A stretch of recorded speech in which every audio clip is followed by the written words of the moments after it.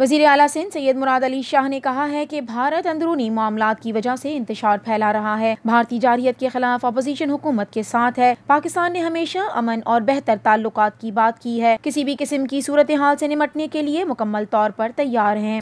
India अपने internal disturbance की वजह या इनके अपने सेल्फ इंटरेस्ट की वजह से एक माहौल ऐसा उन्होंने पैदा किया हुआ और उसका रिस्पांस पाकिस्तान ने हमारी मुसल्लह अफवाज ने बड़ा सही उनको जवाब भी दिया है और उसके साथ साथ हमेशा अमन की बात की है।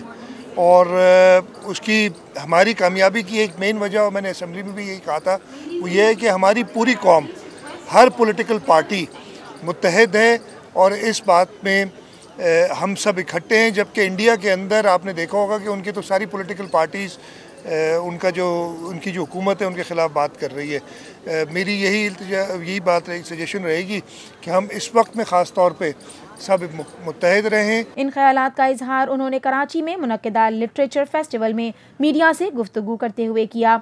नैब के हवाले से पूछे गए सवाल पर वज़ीर आला सिंध ने कहा कि ये तासुर बिल्कुल गलत है कि हम ताउन नहीं कर रहे और ताउन ना करने वाली बातें दुरुस्त नहीं। ताउन नहीं करने वाली बात गलत है। ये बात सुप्रीम कोर्ट में भी उठाई थी और सुप्रीम कोर्ट में हमने जवाब दिया था और चीफ जस्टिस साहब ने उस पर बिल्कुल जो है उस चीज़ को फिर आगे नहीं ले गए। जब उन्होंने एक वक्त तो सबको बुला भी लिया था, जो प्रोविंशियल सेक्रेटरीज वगैरह थे।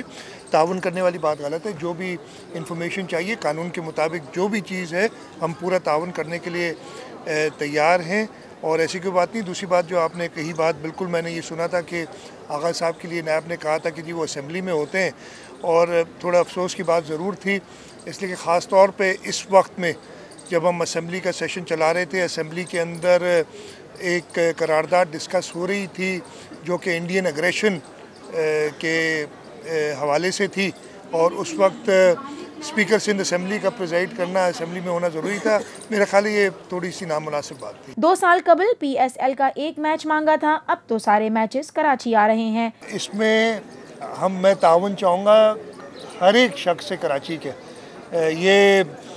हम तो अपनी प्रिपरेशन पूरी करेंगे लेकिन आप साथ मिलके हम इंशाल्लाह ताला इस PSL को कामयाब करेंगे। मैंने 2 साल पहले सिर्फ एक मैच मांगा था, अब तो सारे मैच कराची में आ रहे हैं। वज़ीर आला सिंध ने कहा कि हमने नैब पर किसी को किसी किस्म का बयान देने से नहीं रोका। असेंबली में 2-3 महीनों से कमेटीज़ के क़याम पर बात चल रही है जिसमें हमारा मौक़िफ़ बिल्कुल वाज़े है।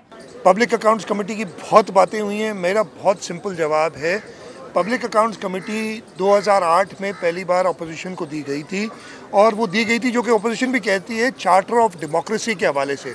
चार्टर ऑफ डेमोक्रेसी में पाकिस्तान मुस्लिम लीग नवाज़ और पाकिस्तान पीपल्स पार्टी सिग्नेटरी थे और उसके बेसिस पे 2008 में जब पाकिस्तान पीपल्स पार्टी हुकूमत में आई तो हमने public accounts committee national assembly में अपोजिशन को दी। चौधरी निसार साहब गालिबन चेयरमैन बने थे। सिंध में नहीं दी, 2008 में भी नहीं दी थी और उसकी वजह ये थी कि चार्टर ऑफ डेमोक्रेसी के सिग्नेटरी उस वक्त मुत्तहदा कौमी मूवमेंट और पाकिस्तान मुस्लिम लीग फंक्शनल अपोजिशन की जमातें थी उस वक्त और ये सिग्नेटरी नहीं थे चार्टर ऑफ डेमोक्रेसी के।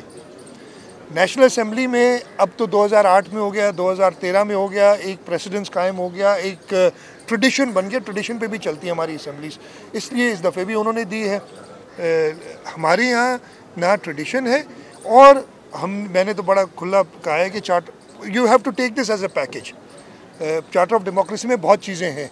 चार्टर ऑफ डेमोक्रेसी में बहुत बड़ी चीज़ सूबाई खुदमुख्तारी के बारे में है और हम काफ़ी बयानात पाकिस्तान तहरीक इंसाफ के लोगों के देख रहे हैं कि वो 18वीं तरमीम के ख़िलाफ़ बयान दे रहे हैं और आप पिक एंड चूज़ नहीं कर सकते कि जी चार्टर ऑफ डेमोक्रेसी में लिखा हुआ है कि पब्लिक अकाउंट्स कमेटी का चेयरमैन अपोजिशन होने आप ये दें। आप पूरा चार्टर ऑफ डेमोक्रेसी माने, उस पर साइन करें, हम आपको देने के लिए तैयार हैं, कोई इशू नहीं है।